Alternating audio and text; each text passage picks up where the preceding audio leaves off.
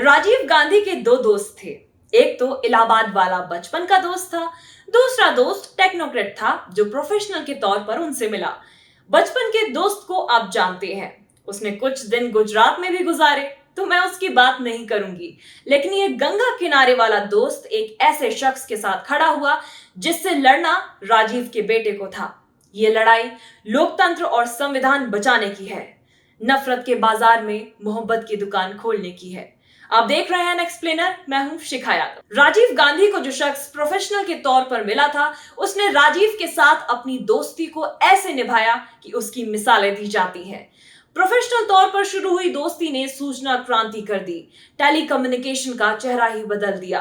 फिर राजीव नहीं रहे, लेकिन उस शख्स ने अपनी दोस्ती को, उस रिश्ते को ऐसे निभाया कि आज राजीव के बेटे का हमसाया है। अमेरिका हो या यूरोप की गलियां हो, वो हर गली कूचे में राहुल गांधी के साथ खड़ा है। समय चाहे जैसा भी हो, वो राहुल गांधी के साथ कदम से कदम मिला रहा है। उम्र का दायरा 80 को पार कर गया है, लेकिन दोस्त के बेटे का हाथ उसने नहीं छोड़ा। नरेंद्र मोदी के खिलाफ संविधान और लोकतंत्र बचाने की लड़ाई में वो राहुल गांधी के साथ है। गुजरात से कनेक्शन होने के बावजूद उसने कभी नहीं कहा कि कुछ दिन तो गुजारिए गुजरात में, लेकिन गंगा किनारे वाला राजीव का वो बचपन का दोस्त गुजरात में कुछ दिन गुजारने की अपील करता रहा। इसी आवाज ने गंगा के मैदानी इलाकों में गुजरात मॉडल का ढोल पीटा। कोई नहीं जानता कि राजीव का टेक्नोक्रेट दोस्त जब उनके बेटे को देखता होगा तो क्या सोचता होगा।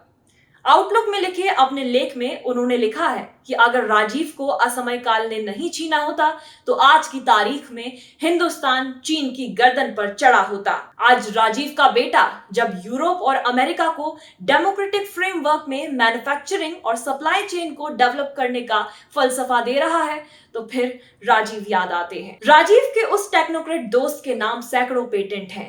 वो राजीव के साथ रहा तो मनमोहन सरकार में भी रहा।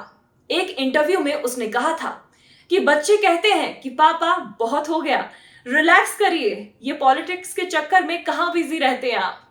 तो उसने कहा कि बच्चे, इंडिया ने मुझे इतनी सस्ती शिक्षा दी जिसकी वजह से मैं यहां तक पहुंचा, तो हिंदुस्तान की आने वाली पीढ़ियों के मुस्तकबिल के लिए मैं मेहनत कर रहा हूं। ओस्लो की यूनिवर्सिटी हो या पेरिस का चौराहा, वो हर जगह राहुल गांधी के साथ खड़ा है। और राहुल गांधी अपने पिता की तरह इस देश को मैन्युफैक्चरिंग और एमएसएमई का हब बनाने के लिए जी तोड़ मेहनत कर रहे हैं। विश्वकर्मा इस देश की एक जाति है। लोहार और बढ़ई विश्वकर्मा लिखते हैं। किसान की कोई जाति नहीं है, रामेश्वर की कोई जाति नहीं है, कुली भाइयों की कोई जाति नहीं है, लेकिन लकड़ी छीलने वालों की जाति है। ये है ओबीसी। राहुल गांधी ने ओबीसी की राजनीति को सिर के बल खड़ा कर दिया है। लाल किले से विश्वकर्मा योजना का ऐलान करने वाले को इस मुंहतोड़ जवाब की उम्मीद नहीं थी। राहुल गांधी की ये मुलाकातें सिर्फ दिलों को जीतने की नहीं है, ये भारत के विश्वकर्मा को नया मार्केट देने और मैन्युफैक्चरिंग को जिंदा करने की कोशिश है। भारत फर्नीचर का बड़े पैमाने पर निर्यातक क्यों नहीं हो सकता? नोटबंदी और जीएसटी से तबाह एमएसएमई को संजीवनी की जरूरत है, और राहुल गांधी उस दर्द को महसूस कर रहे हैं जो इस देश का विश्वकर्मा महसूस कर रहा है। 15 अगस्त 2023 को महामानव ने लाल किले से विश्वकर्मा स्कीम की घोषणा की थी। किसी को पता है कि बढ़ई और लोहार जाति के कितने कामगारों को विश्वकर्मा योजना का लाभ मिला? कोई डेटा नहीं है, लेकिन राहुल गांधी से मुलाकात के बाद बढ़ई लोगों के दिलों में एक ठंडक है। ये किसी भी स्कीम से बढ़कर है। डंडा खींचने के बाद फेफड़े फूल जाते हैं, सांसों में धौंकनी लग जाती है। गंगा के मैदानी इलाकों में संदेश चला गया है कि विश्वकर्मा का दर्द कौन महसूस कर रहा है, किसने समझा और कौन जानने आया है। सिर्फ स्कीम के ऐलान से कुछ नहीं होता, स्कीम का लाभ किसको और कितना मिला ये मायने रखता है। दिल्ली के कीर्तिनगर में राहुल गांधी का लकड़ी छीलना और फर्नीचर निर्माण करना नरेंद्र मोदी की विश्वकर्मा योजना का जवाब भी है और दिलों को जीतना भी। किसी स्कीम का नाम रख देने से विश्वकर्मा का भला नहीं होगा, उसके लिए बढ़ई बनना पड़ेगा। न जाने किसने आइडिया दिया था, लेकिन राजीव का वो टेक्नोक्रेट दोस्त बढ़ई ही है।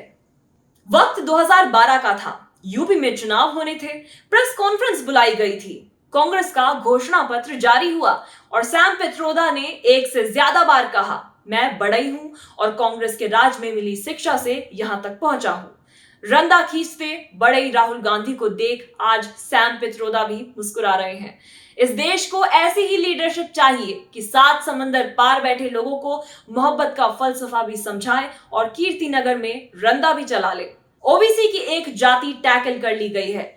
मैसेज बहुत दूर तक गया है। 15 अगस्त 2023 को घोषित स्कीम इतनी जल्दी मुंह की खाएगी, महामानव ने सोचा नहीं था। दो बड़ेयों की पार्टनरशिप बहुत कुछ छील के रख देगी, देखते जाइए। 2024 की चुनावी जंग से जुड़ी खबरों पर धारदार विश्लेषण के लिए हमारे चैनल को सब्सक्राइब करें, वीडियो को शेयर करें और अपनी प्रतिक्रियाओं से हमें अवगत कराएं। आप सबका शुक्रिया। नमस्कार।